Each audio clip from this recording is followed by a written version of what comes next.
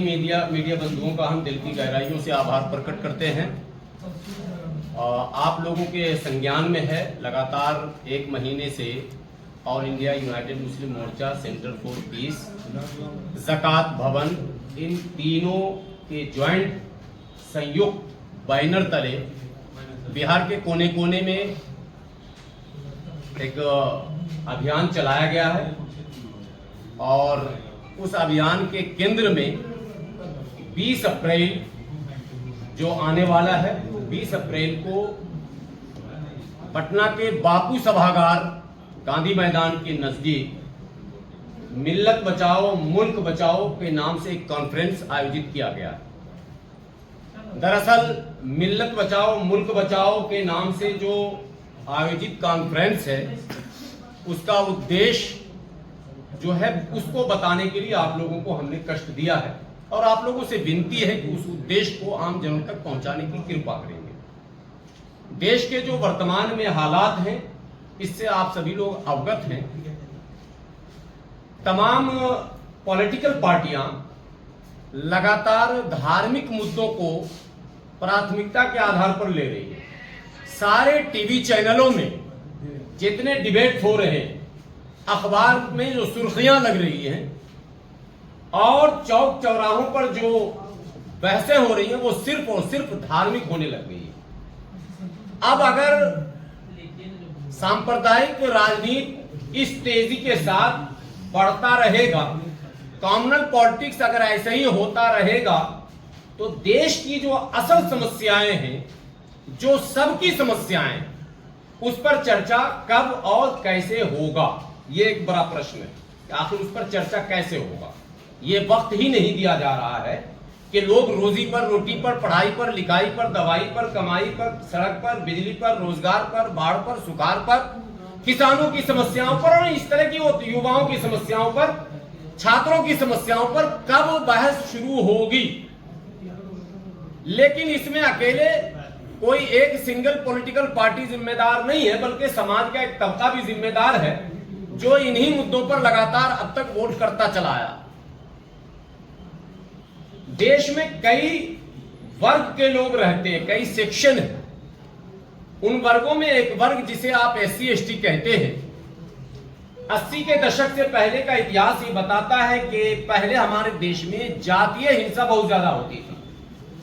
दबंगों के द्वारा, सामंतवादियों के द्वारा एक विशेष वर्ग पर, जिन्हें आप SC ST कहते हैं, विशेष जातियों पर सामाजिक अत्याचार होता था, जुल्म ज्यादती होती थी, उनके साथ उनकी मॉब लिंचिंग हो जाती थी, उनके महलों में आग लगा दिया जाता था, उनके बहू बेटियों के साथ इज्जत से खेला जाता था, इत्यादि इत्यादि।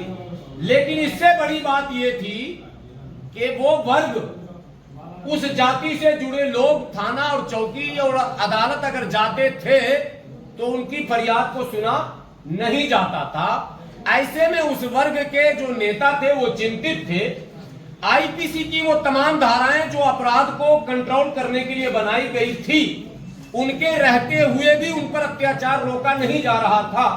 ऐसे में उन वर्ग के नेताओं ने मुनासिब समझा कि अपने इस दबे कुचले समाज के सामाजिक सुरक्षा के लिए हमें एक विशेष कानून की आवश्यकता है, जरूरत है। सो उस वर्ग के नेताओं की अनुशंसा पर तत्कालीन प्रधानमंत्री स्वर्गीय राजीव गांधी ने 1989 में एक विधेयक लाया। वो कानून बना जिसको आप अत्याचार निवारण अधिनियम के नाम से जानते हैं। आप उसको डाउनलोड करके निकाल भी सकते हैं, उसकी कॉपी।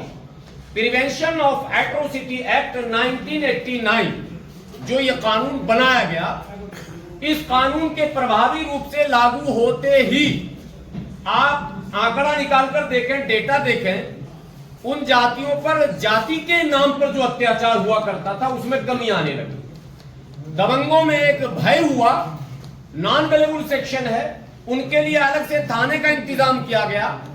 हर जिला में आप लोगों के संज्ञान में है, अनुसूचित जाति जनजाति के लिए अलग से थाने हैं। और समाज में एक मैसेज गया कि अगर इन पर हाथ उठाओगे तो फिर तुम्हें जमानत नहीं मिलेगी, और इनके सुनने के लिए स्पेशल अफसरों को भी बैठा दिया गया।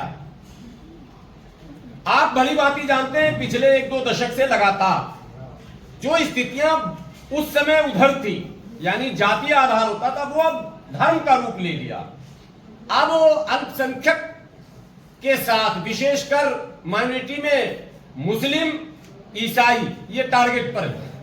लेकिन राजनीति के केंद्र में मुस्लिम, यानी जो भी लोग धर्म की राजनीति करना चाहते हैं वो उस राजनीति के केंद्र में मुसलमान को रख रहे हैं।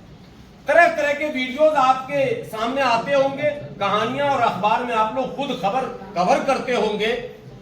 छेड़खानियां, प्रोवोक करना, वो नारे जिससे उत्तेजना पैदा हो, धार्मिक नारे, मस्जिदों को छेड़ना, कब्रिस्तानों को छेड़ना, नकाब को छेड़ना, टोपी को छेड़ना, दाढ़ी को छेड़ना, यानी धर्म को निशाने पर रखा जा रहा और उसी पर राजनीति की जा रही है।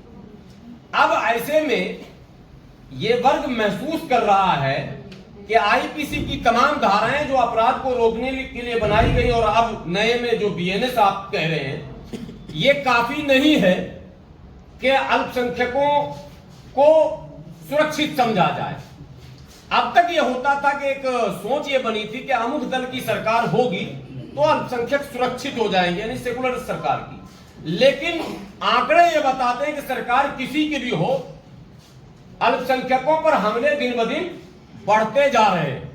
सरकार उस पर कोई कठोर कार्रवाई नहीं कर रही है और जिस तरह के न्याय की आशा लेकर यह वर्ग थाना चौकी में जाता है, इसे न्याय वैसा नहीं मिलता, यानी अनसुनी कर दिया जाता। ऐसे में ऑल इंडिया यूनाइटेड मुस्लिम मोर्चा का यह मानना है कि इन वर्गों के लिए भी प्रिवेंशन ऑफ एट्रोसिटी एक्ट 1989 में या तो इन वर्गों को एडजस्ट कर दिया जाए या फिर इस जैसा ही एक कानून बनाया जाए जो खासकर इनकी सुरक्षा के लिए हो और इस देश में कॉम्युनल पॉलिटिक्स पर विराम लग सके। जब तक हिंदू मुस्लिम के नाम पर ये लड़ाई झगड़े बंद नहीं होंगे, और लड़ाई झगड़े बंद कानून से होंगे, राजनीति से हो नहीं सकते, क्योंकि अब तक तमाम दलों ने कोशिशें कर ली लेकिन ये लगातार इसका ग्राफ बढ़ रहा है। इसलिए कानून एक वाहिद रास्ता है।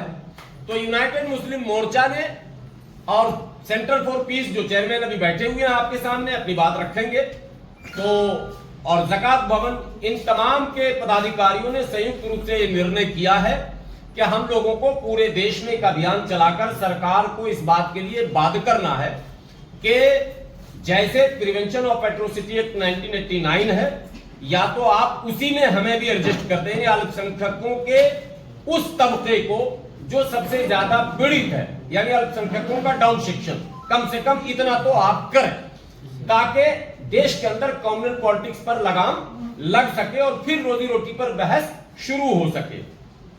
और साथ ही साथ सत्ता के संभावित जो दावेदार हैं, जिन्हें आप विपक्ष कहते हैं, हम लोगों ने विपक्ष तक भी इस मुद्दे को पहुंचाने का पूरा प्रयास किया है और इस कार्यक्रम के माध्यम से जो 20 अप्रैल को कर रहे हैं वो करेंगे कि आप भी सत्ता के संभावित दावेदार हैं, आप कम से कम ये तय करें, ये सुनिश्चित करें या आश्वासन दें कि यदि आपको अवसर मिला तो आप अल्पसंख्यकों के सुरक्षा के लिए विशेष प्रबंध, कानूनी इंतजाम, मौखिक नहीं, कानूनी इंतजाम करेंगे। इसी मुद्दे को लेकर 20 अप्रैल को बापू सभागार में जो मिल्लत बचाओ मुल्क बचाओ कॉन्फ्रेंस रखा गया है। आप लोगों से विनती है, आप लोगों के माध्यम से, चूंकि देश सुनता है, समाज सुनता है, आप लोग इसको पॉजिटिव वे में चलाएं। और ये मांग बेशक हम अल्पसंख्यक और विशेषकर दबे कुचले अल्पसंख्यक, डाउन सेक्शन अल्पसंख्यक के लिए कर रहे हैं, लेकिन इससे देश का भला है। देश में अमन होगा, चैन होगा, सुकून होगा, प्यार प्रेम होगा, भाईचारा होगा।